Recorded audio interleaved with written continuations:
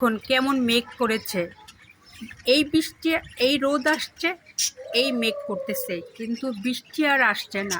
আর আমার গাছগুলোর পানি দেওয়ারও আর অপেক্ষা করা গেল না। বাধ্য হয়ে আমি এখনই গাছগুলোকে পানি দিব।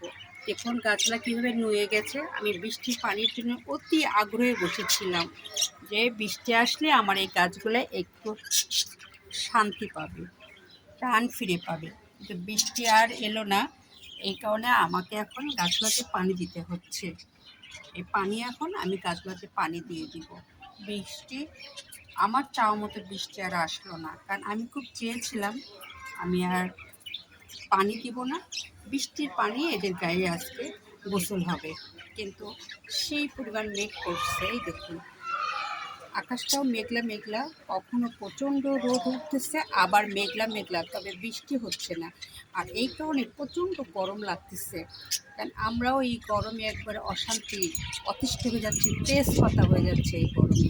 আর আমার বাচ্চাগুলো, বিড়াল বাচ্চাগুলো তো আরও, এই জন্য এদের আমি কিছুক্ষণ পর পরে কী করছি, একটু পানি পাল্টে দিচ্ছি। আর আজকে ওদের জন্য আমি কি করেছি জানেন, মুরগির স্যুপ। কারণ এই গরমে ওদের বেশি পানি খাওয়াইতে হবে, ওরা এমনি তো খাবে না, এই কারণে স্যুপটা বেশি বানাই। ওদের সকালে দিয়েছি, দুপুরেও দিয়েছি। এই গরম থেকে বাচ্চাগুলোকে রক্ষা পেতে হবে। এই দেখুন প্রচণ্ড মেঘ করছে, বৃষ্টি আর হলো না। অবশ্যই গাছগুলোকে আমার পানি দিতেই হচ্ছে। প্রকৃতি দেখুন অনেক সুন্দর হয়ে সেজে আছে মেঘে। এই দেখুন, কিন্তু মেঘ থেকে আর পানি ঝরছে না, বৃষ্টি হচ্ছে না।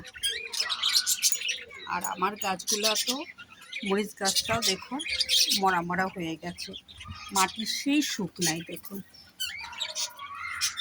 আর এভাবে শুকনা থাকলে গাছের ফলনও শুকিয়ে যাবে, শান্তি মতো আমি ফলন পাবো না। যার কারণে আমাকে এখন পানি দিতেই হবে নিজের হাতে। এই রহমতের বৃষ্টি আর আমার কাছে, আমার গাছগুলোতে আসলো না। দেখুন টাইসনরাও দেখুন গরমে কত অতিষ্ঠ, ওরাও মুনায় এটা ওটা খুঁজতেছে ঠান্ডায়। তবে আমার বেলকনিতে একটু ঠান্ডা, যথেষ্ট গাছ আছে। এটা কী করতেছে, এই মুনার মধ্যে চুপ করে বসে থাকতেছে। এই দেখুন প্রতিটা গাছের কী অবস্থা,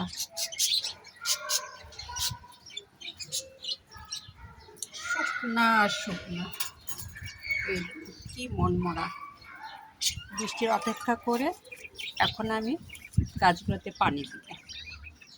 আজকেও আসবে না, এটা আমি বুঝতে পেরেছি, কারণ এরকম মেঘ কদিন ধরে করছে, কিন্তু বৃষ্টি আর আসতেছে না। এই দেখুন কী অবস্থা গাছগুলোর।